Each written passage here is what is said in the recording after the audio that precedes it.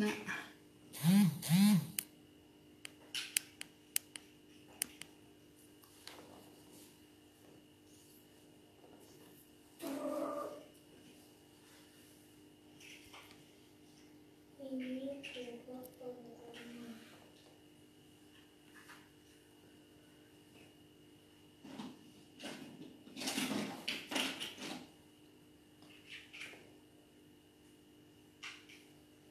halo. Sudah ada Rima, Nafisa, Yoga. Ayo sebutin dong, dari mana nih pada? Asalnya pada dari mana nih?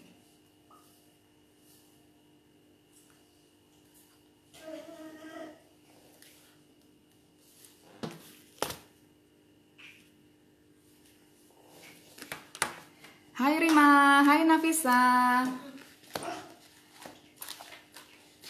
Mas Alif, Mas Alif. Bun tolong ambilin pulpen, Nak.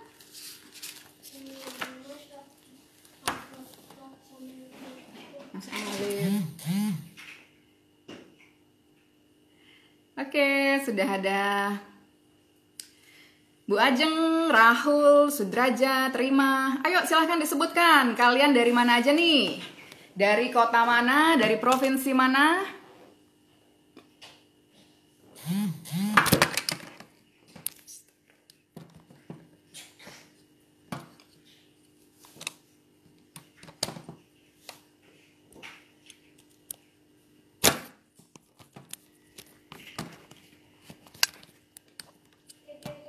Maaf ya.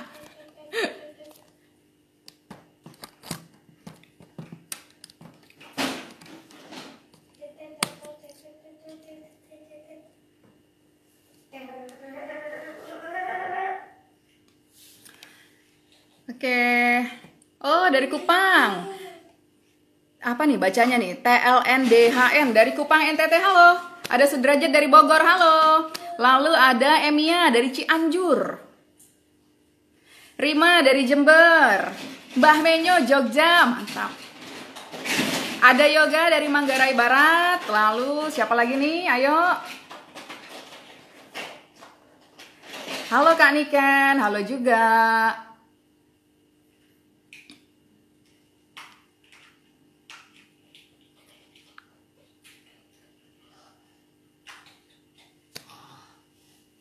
Alhamdulillah Pak Isyam sudah bersama kita di sini. Saya undang dulu beliau.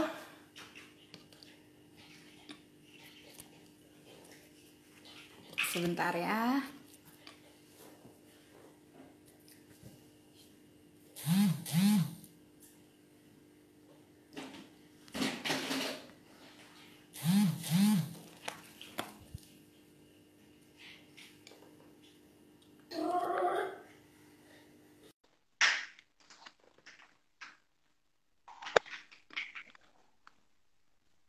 Assalamualaikum Pak Isyam.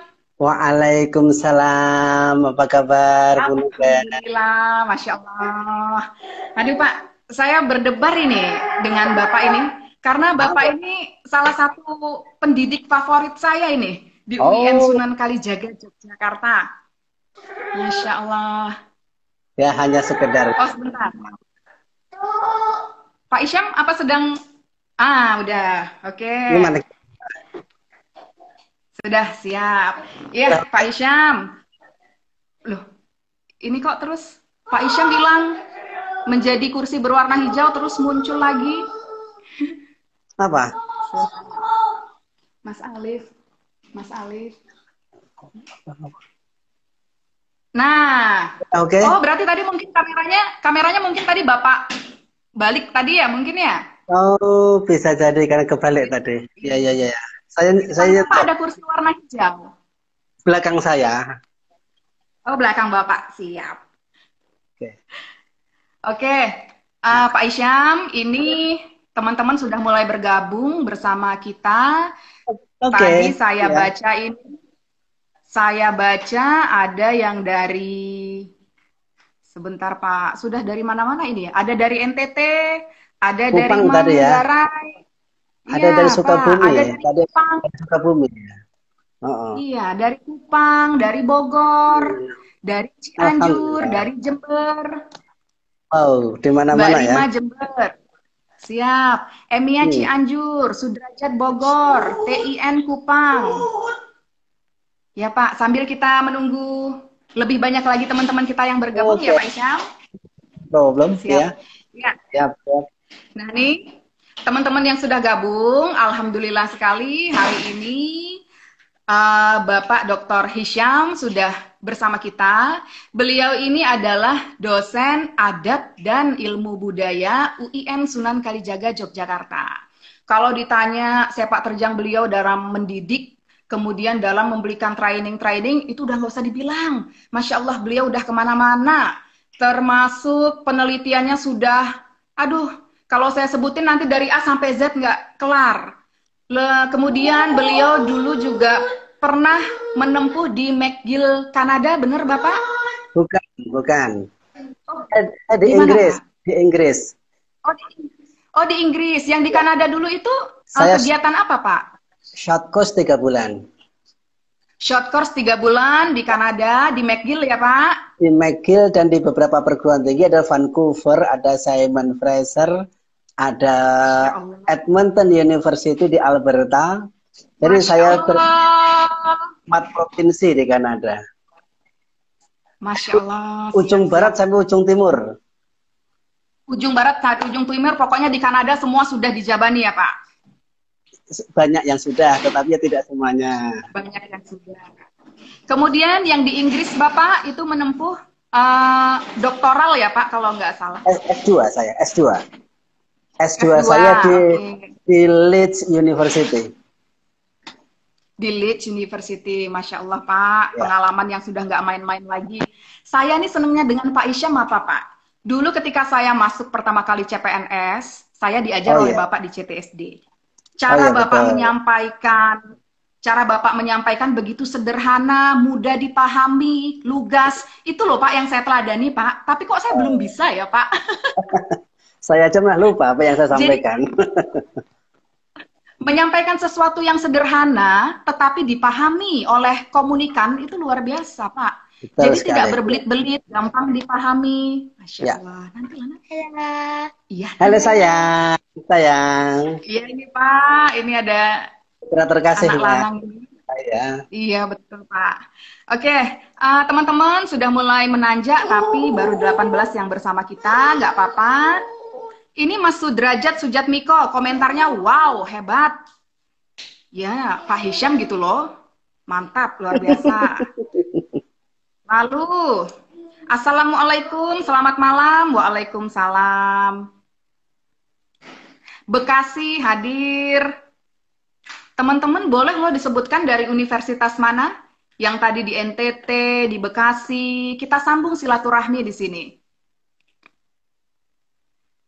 Lalu, ini banyak ini sebenarnya, tapi tidak menyebutkan mereka dari mana ini.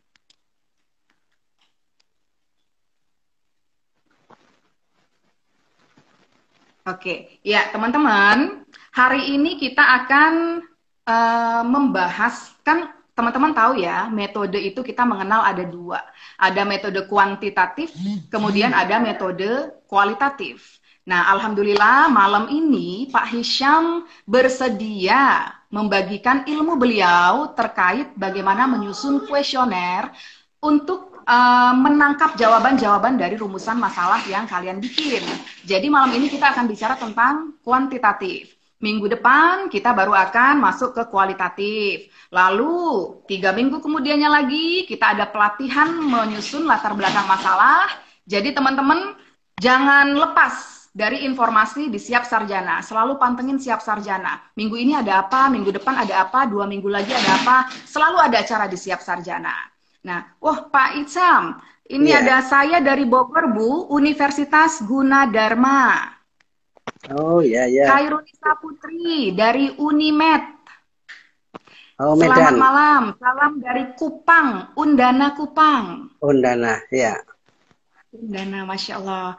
Pak, kalau dari provinsi-provinsi yang di Indonesia, dari timur sampai ke barat semua sudah pernah didatangi ya Pak? 2 yang belum saya datangi.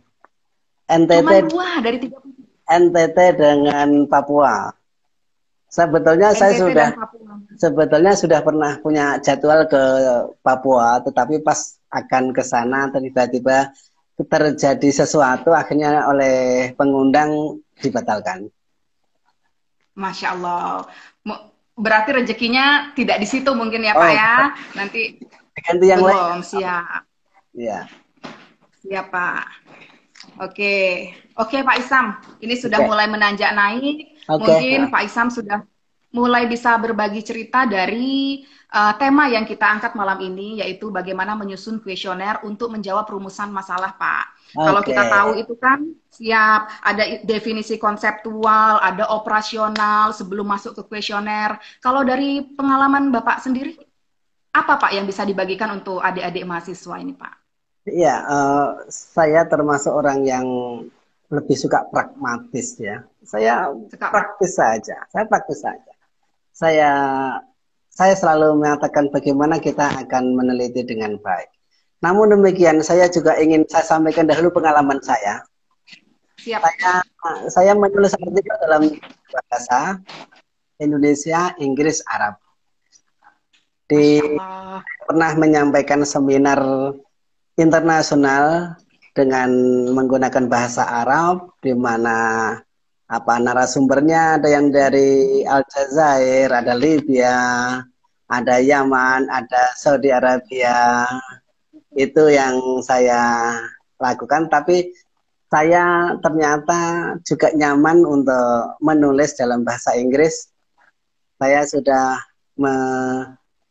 berbicara di beberapa forum-forum nasional dan internasional yang menggunakan bahasa Inggris. Masya Allah. Nah, saya gini dah, mau cerita aja. Di samping, sebetulnya saya mengajar metode penelitian bahasa itu sejak tahun 2003 sampai sekarang dan tidak berhenti setiap semester. Itu beberapa pengalaman saya. Dalam hal ini saya ingin juga mengulas dahulu sebetulnya dari mana atau kita menulis kuesioner, kan itu dahulu yang kita ketahui. Mengapa kita menulis kuesioner dan dari mana kita memulai kuesioner? Kalau saya memulainya dari situ.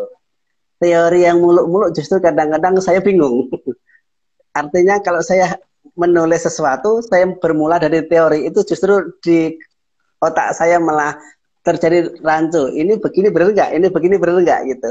Makanya saya to the point bahwasanya salah satu kata kunci kuesioner itu alat untuk bisa mendapatkan data yang nanti bisa kita analisis untuk menjawab persoalan. Nah, ini harus kita lihat dahulu. Kita kembali kepada khitoh, kalau orang agama Islam mengatakan khitoh hanya penelitian. Apa itu khitoh penelitian? Khitoh penelitian adalah ada masalah. Kalau nggak ada masalah, nggak akan pernah terjadi penelitian, kan begitu. Masalah itu bisa datang dari luar, bisa juga datang dari kita. Masalah dari luar itu dalam teori-teori dikatakan ada banyak, diantaranya 3 yang pas itu ada 2 penelitian yang tidak sama hasilnya. Akhirnya orang akan mencari tahu mana sebetulnya yang benar. Nah, atau juga ada satu hasil penelitian yang kita nggak setuju dengannya. Dahulu saya beri contoh di Yogyakarta, ini akhir-akhir era Orde Baru, ada seorang anak SMA, murid SMA yang meneliti tentang pola kehidupan mahasiswa di Yogyakarta yang itu hasilnya dianggap tidak sesuai dengan harapan masyarakat dan pemerintah. Karena hasilnya, waktu itu hasilnya dikatakan 60-70% mahasiswa Yogyakarta kumpul kebo. Wah, dengar saya Pak itu penelitian itu, betul. Nah, itu kan menarik. Sebetulnya kalau kita ingin melihat dari mana dan cara menelitinya itu juga menarik untuk dikaji sebetulnya. Dari mana dia bisa melakukan seperti itu. Namun saya tidak akan kembali ke situ. Saya akan kembali ke kuesioner yang tadi kita lakukan. Sebetulnya umumnya kan dalam bentuk tulisan, sehingga nanti bisa dijawab oleh responden, kan begitu. Nah, untuk membuat itu, Betul, Pak. maka salah satu kata kunci yang cukup bagus adalah bahwa kuesioner itu harus jelas bahasanya, lugas, dimengerti oleh seluruh responden. Itu kata kuncinya. Karena itu kan kita sudah tahu ada beberapa macam kuesioner kan, ada yang tertutup, ada yang terbuka, ada yang semi, artinya gabungan keduanya, itu sudah sama-sama kita ketahui. Namun prinsipnya sama, bahwasanya kuesioner itu harus mengacu kepada kejelasan. Dan satu hal, dari mana kita akan tahu seperti itu? Kita harus tahu dahulu.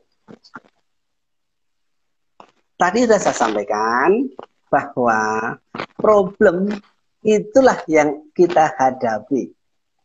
Ini pengalaman saya mengajar metode penelitian 17 tahun. Itu ternyata banyak proposal yang saya baca itu problemnya tidak jelas. Nah, kalau problemnya saja tidak jelas, maka bisa dipastikan jika dibuat penelitian lapangan menggunakan kuesioner, maka kuesionernya pun tidak akan jelas. Karena itu harus sama-sama kita ketahui, perjelas dahulu masalahnya. Sekali lagi, penelitian tidak akan terjadi tanpa masalah. Kemudian mari kita bertanya kepada diri kita sendiri. Masalah sudah ada, masalah sudah kita ketahui, terus kita bertanya, ngapain saya meneliti objek itu? Untuk apa saya meneliti objek itu? Nah, bagi seorang peneliti, siapapun juga, pasti di otaknya itu sudah ada pertanyaan seperti itu. Ngapain saya meneliti? Makanya dibuatlah poin-poin pertanyaan-pertanyaan. Nah, inilah yang nanti akan menjadi rumusan masalah. Setelah kita teliti, ini nanti akan menjadi rumusan masalah. Karena itu pertanyaan yang paling baik adalah pertanyaan kepada diri kita sendiri. Mengapa saya meneliti objek ini?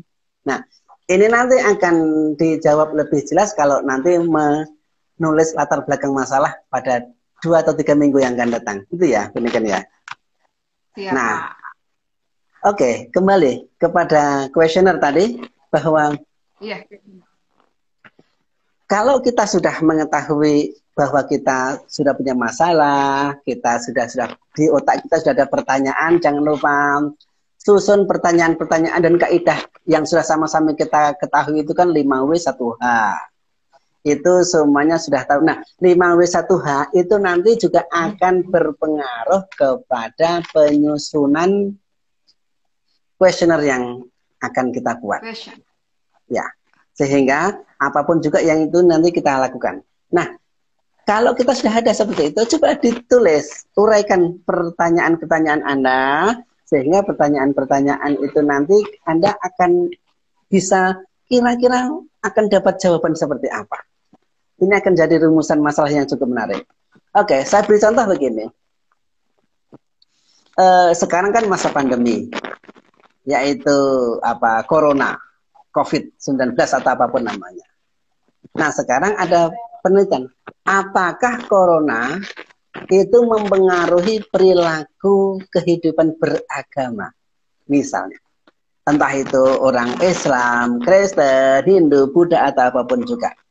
Nah, kalau kita mau seperti itu, kan di benak kita sudah punya pertanyaan, kira-kira berpengaruh enggak ya? Kemudian dilanjutkan lagi, pengaruhnya seperti apa? Atau siapa saja yang dipengaruhi oleh corona? Itu kan nanti akan ada hal-hal yang seperti itu.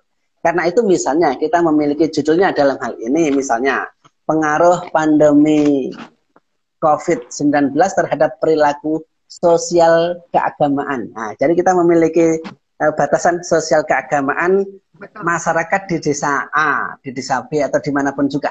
Itu nanti akan kita tentukan, terserah. Nah, dari sini kita harus menentukan dahulu kira-kira perilaku sosial keagamaan itu apa saja yang ada di masyarakat tersebut. Misalnya, untuk umat Islam misalnya, saya contohkan.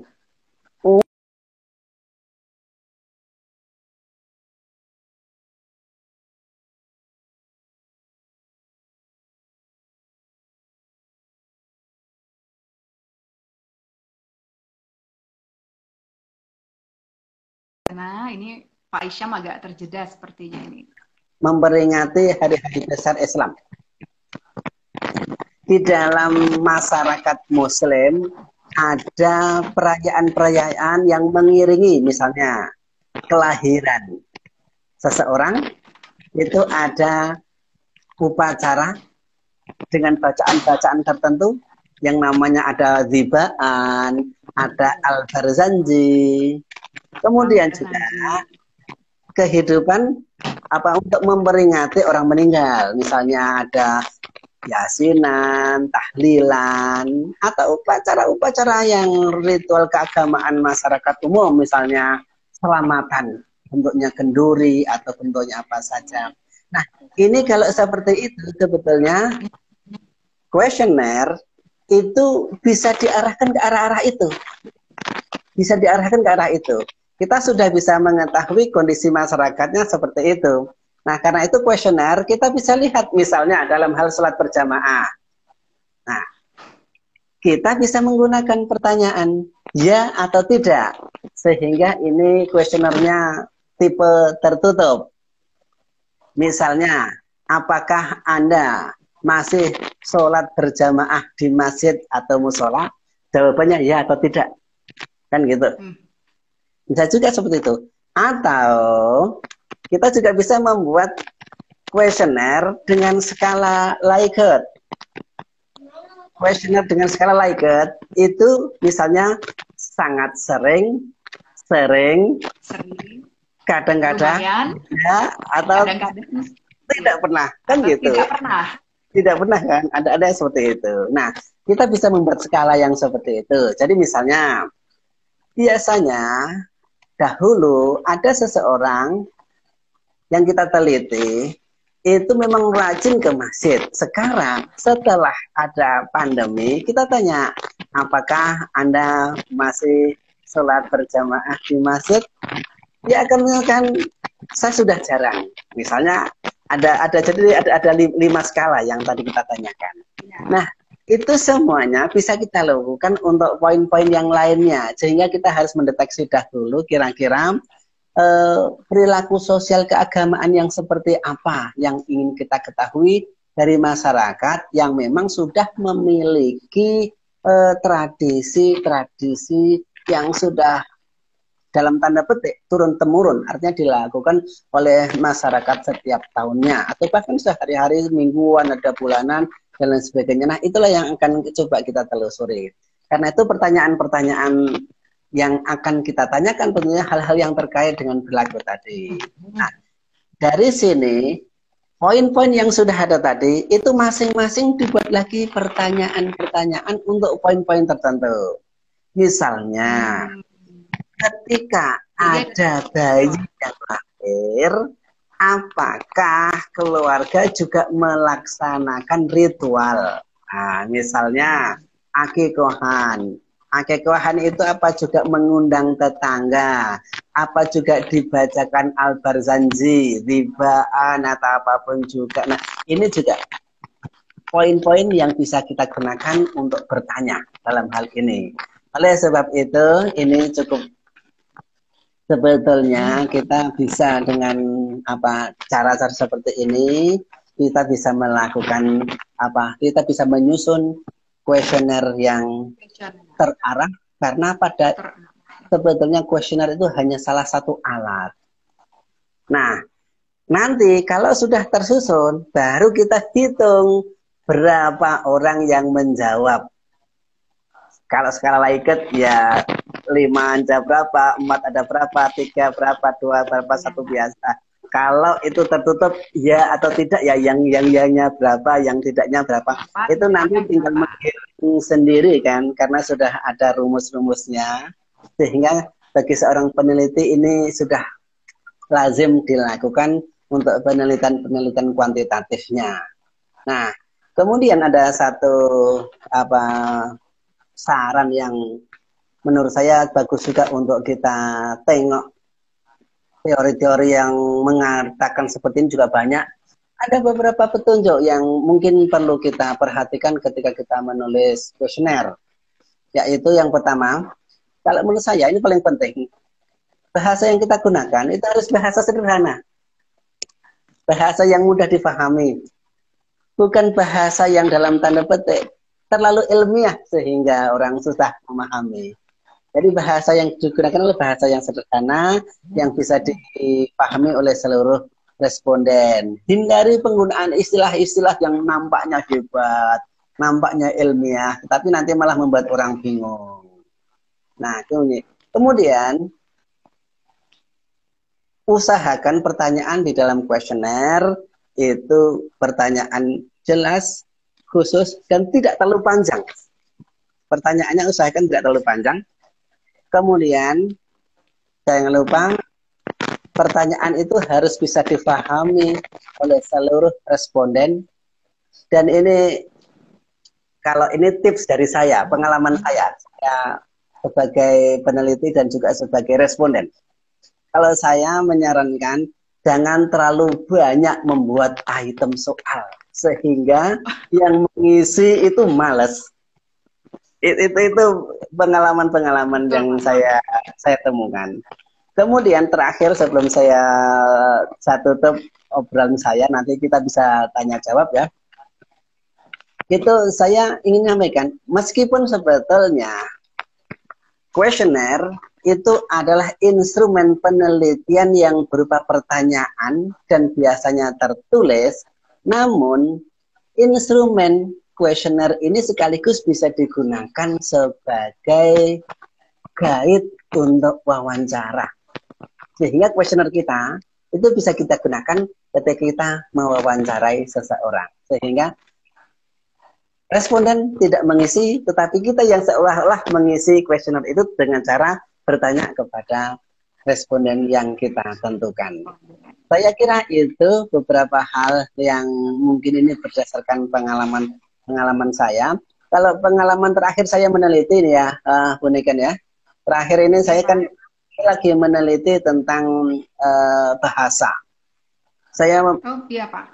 Saya lagi meneliti tentang bahasa, judulnya akan saya bawa ke Australia nih, insya Allah. Masya Allah. Judulnya The Influence of Parents' Language on Children Language. The Case of Language of Violence in Yogyakarta. Jadi saya meneliti bahasa kekerasan anak-anak di Yogyakarta. Apakah bahasa itu berupa imitasi atau pengaruh dari orang tua atau bukan?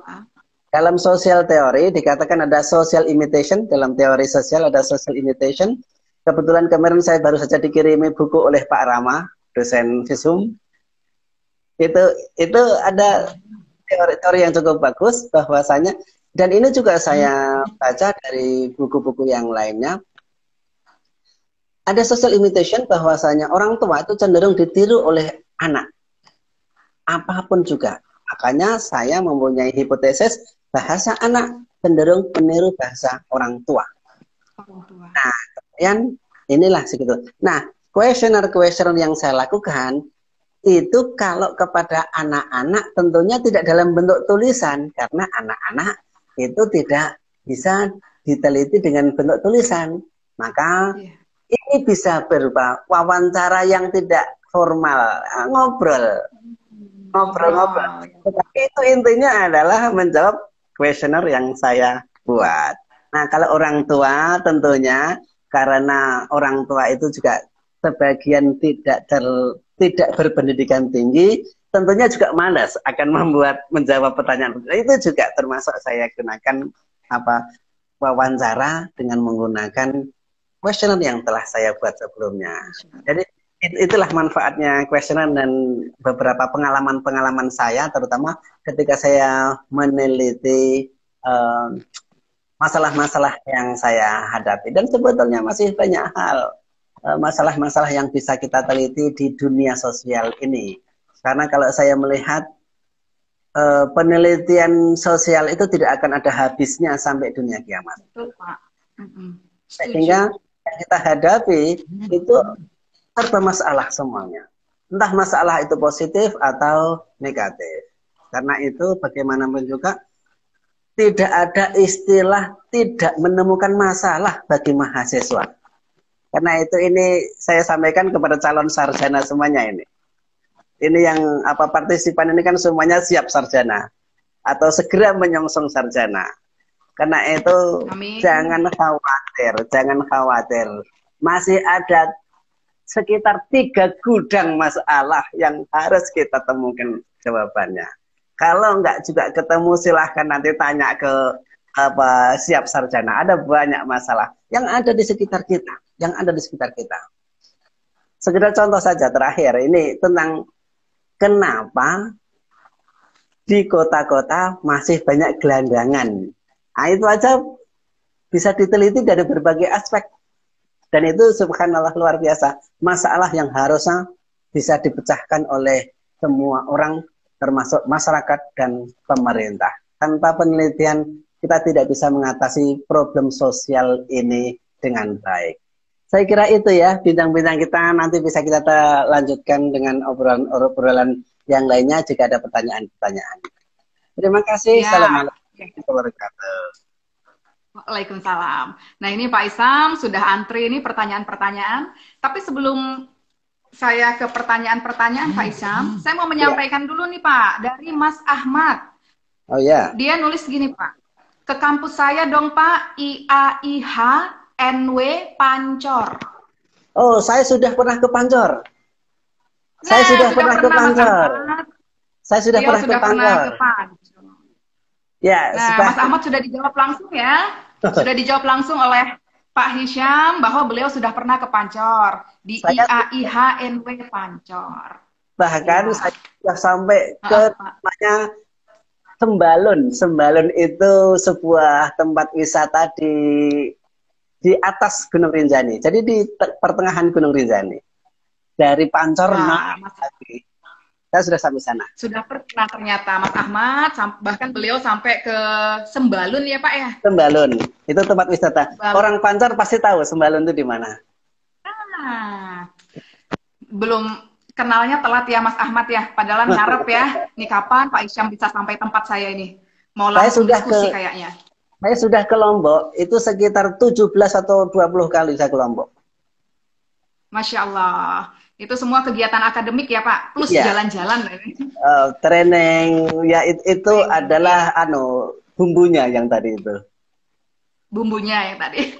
Oke, siap. Pak Isyam, begini. Tadi kan Bapak menjelaskan bahwa untuk membuat kuesioner tentulah harus ada unsur 5W, 1H. Kemudian bahasa yang digunakan sederhana, pertanyaan jelas dan tidak terlalu panjang, serta poinnya juga jangan terlalu banyak supaya orang nggak bosan. Betul, nah, saya mencermati tadi yang poin 2, Pak. Bapak bilang pertanyaan jelas. Sering sekali, Pak, saya menemukan kuesioner menggunakan Likert. Itu pertanyaannya satu pertanyaan, narasinya itu seperti pendua, Pak. Seperti, apakah Anda, apa istilahnya ya? Apakah Anda menyukai dan menerima kehadiran bla bla bla misalnya. Nah, itu menyukai dan menerima itu kan dua hal yang berbeda. Jadi seperti mendua gitu Pak narasinya. Betul sekali, betul sekali. Kalau dari pengalaman Bapak, tolong Pak diluruskan ini Pak. Betul sekali. Untuk pertanyaan-pertanyaan seperti itu. Dalam sebuah kuesioner, upayakan dalam satu statement itu ada 1 poin. 1 poin. 1 statement, 1 poin. Sehingga kalau ini kembali kepada linguistik, jadi 1 kalimat itu hanya memiliki 1 ide. 1 kalimat 1 ide, saya catat Pak. Ya itu.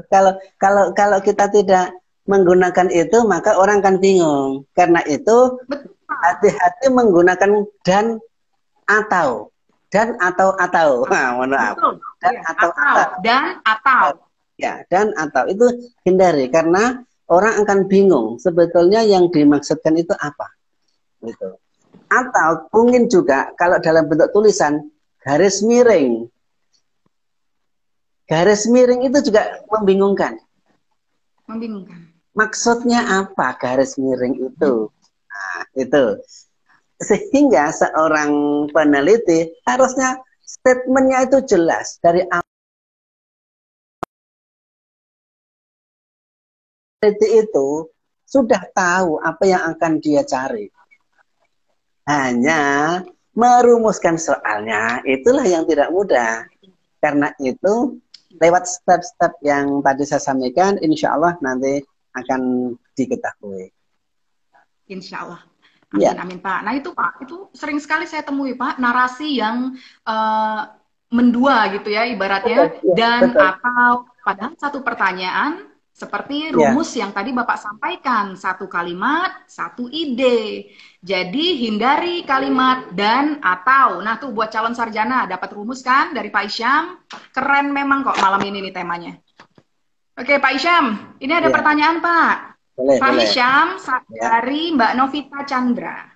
Pak Hisham, saya punya masalah nih. Kemarin Ya. saya bikin kuesioner memakai skala Likert, tapi Ya. kebanyakan responden pada jawab opsi C, menengah. Ini Betul gimana ya sekali. Pak solusinya? Iya, begini, ini secara psikologis. Secara psikologis, dan mohon maaf saya tidak merendahkan, bangsa kita itu cenderung mencari selamat. Jadi di tengah-tengah gitu ya Pak? Bangsa kita cenderung mencari selamat, sehingga apa? Biar tidak ekstrem kanan, ekstrem kiri, dia akan mencari tengah.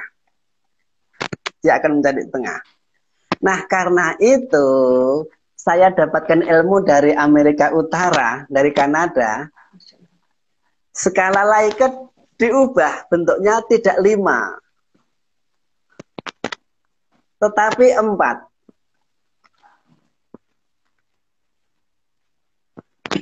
Oke. Apa yang 4? Skala Likert yang kalau kita lihat biasanya setuju, sangat setuju, setuju, netral, tidak setuju, sangat tidak setuju, itu netral dihilangkan. Tetapi kolomnya ada, hanya tidak diberi opsi. Jadi itu sengaja tidak diberi opsi supaya itu membatasi responden jangan mengisi yang netral. Nah, itu saya kira cocok. Saya kira cocok untuk psikologi kita orang Indonesia. Mohon maaf, bukan saya menjelekkan, karena saya juga sendiri orang Indonesia. Tetapi kebanyakan kita itu lebih senang ke hal-hal yang mencari selamat. Terutama orang yang belum terbiasa dengan dunia penelitian seperti ini. Orang-orang yang sudah tahu tetapi tidak terbiasa, itu kalau ditanya dia akan cenderung mencari selamat. Jadi itulah makanya ada ilmu baru yang saya dapatkan dari Kanada itu. Makasih loh Pak berbagi ilmunya. Buat saya juga baru nih Pak. Buat teman-teman calon sarjana nih loh. Hindari 5 pertanyaan. Jadi cukup gunakan 4. Tidak setuju, setuju. Yang netral ini dihilangkan. Lalu kemudian yang 2 terakhir itu sangat setuju. Atau apa tadi satunya Pak? Sangat setuju. Pokoknya setuju. Setuju. Tidak setuju. Tidak setuju. Dan sangat tidak setuju. Dan sangat tidak setuju. Jadi cuma 4 pertanyaan nih teman-teman siap sarjana. Tuh. Waduh, ini satu ilmu baru lagi nih. Nggak cuma buat teman-teman calon sarjana, tetapi buat saya juga dapat ilmu tambahan dari Pak Hisham. Sudah 2 tuh tadi tuh, dapat ilmu dari Pak Hisham. Satu kalimat tuh satu ide. Jangan sampai narasi itu mendua. Yang kedua, skala Likert gunakan 4, jangan 5. Itu untuk menghindari pertanyaan-pertanyaan netral itu tadi, yang CC itu tadi. Betul. Pak Isyam, kita lanjut ke pertanyaannya Pak Isyam. Boleh. Kita kurang lebih tinggal 20 menit lagi nih Pak, tapi pertanyaannya masih banyak nih Pak. Insya Allah kita jawab secepatnya. Siap. Pak, dari Telindon. Wah, Mas Telin saya nggak nyebutin dari mana nih. Nanti Mas Telin di bawah nyebutin ya dari mana, dari universitas apa. Selamat malam Bapak, saya ingin meminta bagaimana cara menghindari atau mengurangi pertanyaan yang tidak valid saat melakukan uji validitas. Oke, bagus sekali. Memang validitas sebuah pertanyaan itu bagus karena itu ada uji coba. Itu yang perlu. Karena bagaimana kalau kita pertama kali langsung itu kita nggak tahu. Kalau kita langsung misalnya kita membuat kuesioner kemudian langsung kita aplikasikan di lapangan, kita belum tahu validitas. Karena itu maka harus ada uji coba. Uji cobanya bisa dilakukan dalam skala yang lebih kecil dan tidak harus ke real tempat penelitiannya, akan tapi mungkin kepada orang di sekeliling kita atau kenalan-kenalan kita gitu. Jadi yang jelas tidak atau menghindari kuesioner itu langsung dibawa ke lapangan untuk bisa mendapatkan pertanyaan yang valid. Saya kira itu. Siap Pak. Berarti kuesioner langsung aja diuji di lapangan gitu ya, Pak? Betul, ya. Untuk melihat valid tidaknya. Atau dicoba dalam skala kecil dulu. Skala kecil itu lebih baik. Ya. Siap. Kemudian Pak, pertanyaan berikutnya. Pak, saya kan sudah bikin, ini dari Mbak Novita Chandra. Mbak Novita nanti disebutin ya, dari universitas mana, kemudian lokasinya sekarang sedang di mana. Saya sudah bikin definisi konseptual, mau bikin definisi operasional sebelum ke kuesioner. Tapi saya bingung gimana cara mengembangkan definisi operasional dari konseptual yang ada.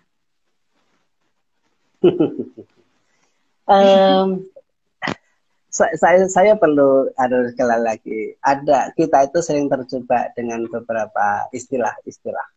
Dan kita itu sering terlalu dalam tanda petik jelimet dalam mengolah masalah definisi. Definisi yang seperti inilah yang sering kita lakukan. Karena itu kalau menurut saya nggak usah repot-repot yang seperti itu. Lakukan pertama kali adalah bahwasanya kita punya masalah. Kemudian masalah itu kita turunkan, kita jabarkan menjadi yang lebih jelas, menjadi rumusan masalah. Nah, setelah punya rumusan masalah, buat poin-poin tadi yang di dalam penelitian disebut dengan kisi-kisi penelitian. Dari kisi-kisi penelitian itu dibuat pertanyaan-pertanyaan. Pertanyaan-pertanyaan itulah yang disebut dengan kuesioner. Sebagaimana tadi saya sampaikan, kita bisa membuat pertanyaan dalam beberapa macam, bisa tertutup, terbuka, atau semi. Nah, itu kalau saya tidak terlalu mempersoalkan masalah definisi ini, karena kita kalau seperti itu kita terjebak hanya dengan istilah, tetapi kita tidak masuk ke dalam penelitian itu sendiri. Oke, siap Pak. Nah, Mbak Novita tadi sudah dijawab dengan jelas oleh Pak Hisham ya, Pak Dr. Hisham, bahwa dari masalah langsung aja turunkan rumusan masalah ya Pak. Dari rumusan masalah langsung aja dibikin kisi-kisi penelitian. Nah, itulah yang disebut kuesioner, bisa tertutup, bisa terbuka. Jadi jangan pusing dengan memikirkan konseptual.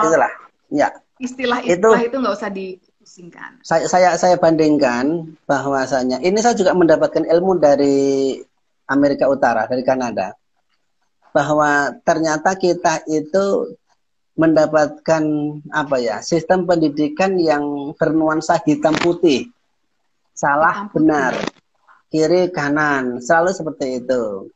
Sehingga kita itu ketika kita menghadapi sesuatu, kita harus cari dahulu ini definisinya apa. Nah, itu yang dahulu saya pernah diketawain oleh profesor Kanada. Kamu itu terlalu pusing dengan definisi, selalu seperti itu. Tetapi itu dibantah oleh orang-orang, mohon maaf, kawan-kawan dari pendidikan biasanya akan membantah. Semuanya harus dijelaskan dahulu definisinya. Nah, itu sehingga akan ada dua mazhab yang berbeda dan masing-masing memiliki alasan sendiri-sendiri.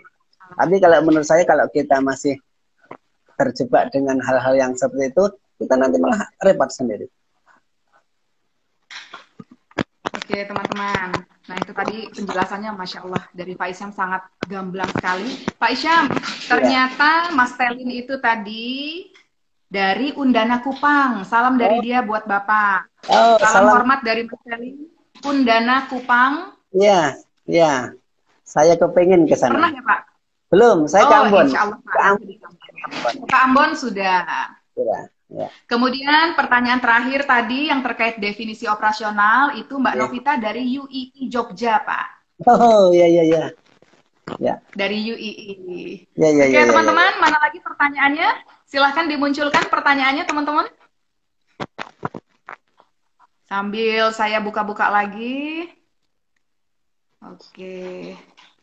Wah, ilmu Pak Isyam dari Amerika Utara nih, Masya Allah, luar biasa. Loh. Saya juga jadi nambah banyak ilmu baru dari Bapak nih. Makasih ya, Pak. Bapak Sama-sama. ini kekuatan Bapak dalam menjelaskan ini sangat apa ya Pak? Nggak bertele-tele, lancar, simple. Jadi kita nerimanya juga asik-asik aja. Makasih, makasih. Ini tadi kuesioner sudah. Pak, ada berapa penelitian selain yang di Australia nanti ini, Pak? Saya, Apa fokus ke situ dulu? oh iya, saya fokusnya ke situ. Tetapi saya sebetulnya udah menyiapkan penelitian-penelitian yang cukup banyak. Saya, ini, saya punya impian. Nah, ini impian saya. Saya akan meneliti bahasa orang-orang Padang Pasir. Masya Allah. Jadi yang dari bahasa Inggris saya akan shift ke bahasa Arab. Orang-orang Padang Pasir. Saya kepingin, karena gini ya, saya di Inggris itu bahasa masing-masing daerah itu berbeda-beda, sama seperti di Indonesia. Orang Jawa, orang Jawa antara Jogja dengan Kebumen aja berbeda. Kemudian orang Tegal dengan Solo berbeda. Itu sama-sama Jawa. Nah, di negara Arab itu luar biasa kaya sekali dengan. Nah, itu yang saya kepinginnya seperti itu, sehingga kalau bisa saya ingin bermukim di sana beberapa lama. Itu keinginan saya. Jadi etnografi ini Pak. Jadi etnografi nanti metodenya ini bermukim lama. Berarti di Arab itu dia berdasarkan, kalau kita di sini kan berbeda berdasarkan ini ya Pak, kesukuan. Kalau mereka di sana memang berdasarkan itu atau berdasarkan lokasi dan tempat saja Pak? Lebih banyak ke suku. Jadi suku juga, karena mereka di suku, tapi jangan lupa antar suku sendiri itu pun berbeda-beda dialek. Jadi pertama suku itu memiliki dialek besar. Di dalam dialek itu nanti terbagi menjadi subdialek.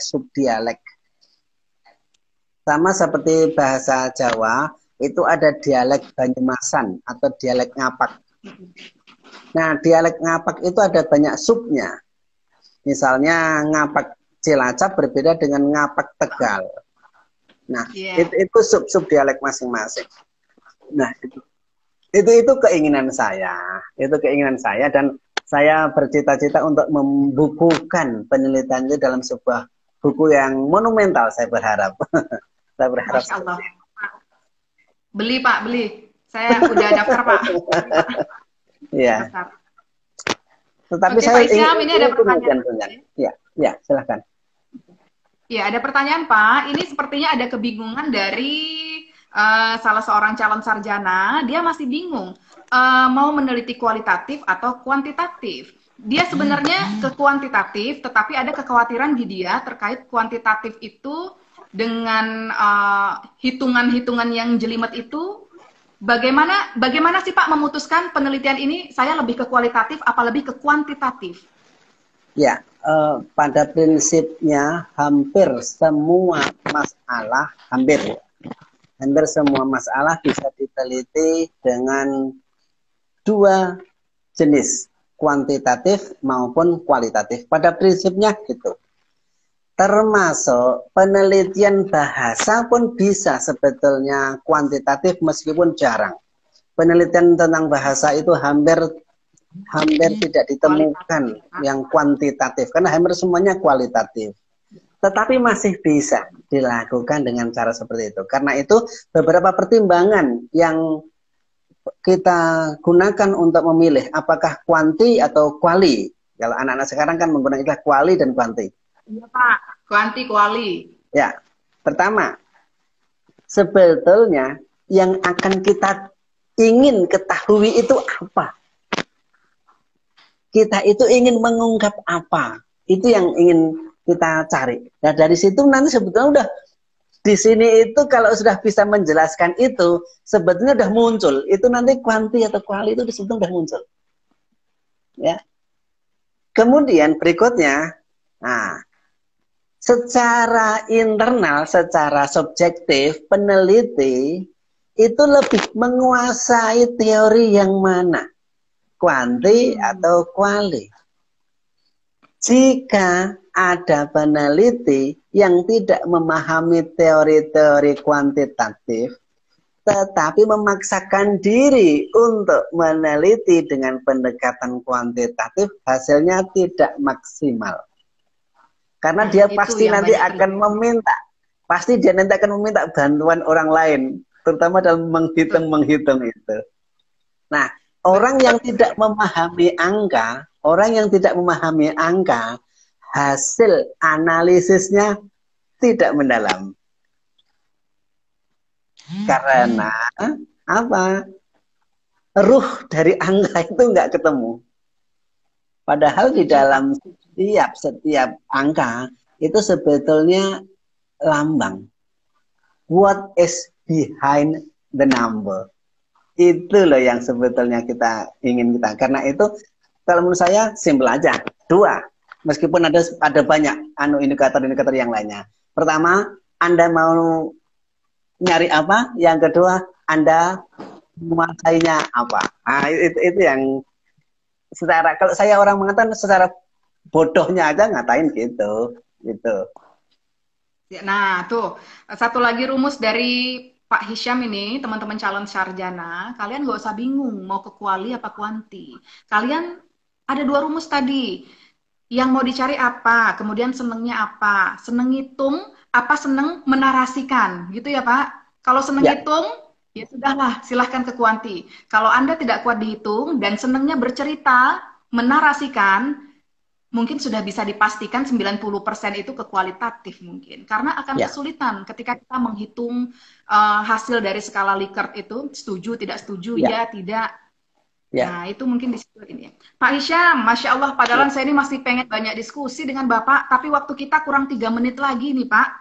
Karena kalau Instagram ini terputus sendiri kalau sudah 1 jam. Betul. Nah, ini kita kurang dari 3 menit. Kita closing ya Bapak ya. Yang pertama sekali, saya dan tim Siap Sarjana mengucapkan terima kasih sebanyak-banyaknya Pak Hisham. Di tengah kesibukan Bapak saat ini masih mau menerima undangan Siap Sarjana untuk berkolaborasi. Masya Allah, terima kasih Pak. Allah siap, insya Allah siap. Teman-teman Siap Sarjana, perlu teman-teman ketahui ya, untuk cari waktu Pak Hisham ini, Masya Allah, kami sudah antri udah sejak berbulan-bulan lalu, baru Pak Hisham ada waktu sekarang. Matur nuwun Pak. Sami.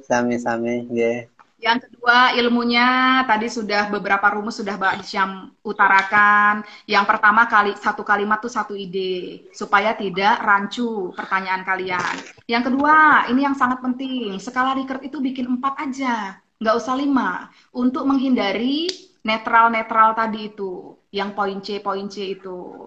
Nah, lalu kemudian menghindari pertanyaan yang tidak valid, gampang. Turun aja langsung ke lapangan, cari dulu ruang-ruang kecil untuk menguji kuesioner Anda itu. Nanti insya Allah dari situ dapat jawaban. Sebenarnya tadi banyak sekali yang sudah Pak Hisham beberkan ya. Ilmu-ilmu beliau sudah diturunkan ke kita. Teman-teman nanti bisa lihat di YouTube. Nanti kan ini akan kami masukkan ke YouTube. Teman-teman bisa buka di YouTube Siap Sarjana.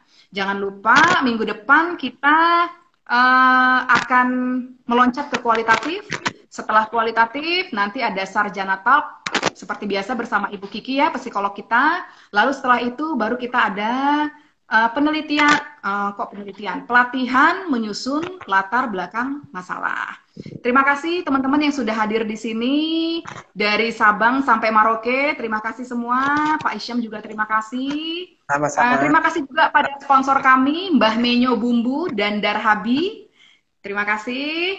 Pak Isam, sekali lagi matur sembah nuwun. Sehat selalu Pak Isam, supaya Amin. bisa terus menebar ilmu, menebar Amin. kebaikan Amin. Amin. untuk Ya. kita semua. Ini yang masih junior-junior ini, dosen-dosen ini. Matur nuwun Pak Isam, saya Junior tapi tutup. ilmunya luar biasa. Junior tapi Masya ilmunya Allah. luar biasa. Doanya ya Pak ya, untuk siap sarjana. Ya, ya, jauh. Wassalamualaikum, terima kasih Pak Islam. Sama-sama. Wassalamualaikum warahmatullahi wabarakatuh.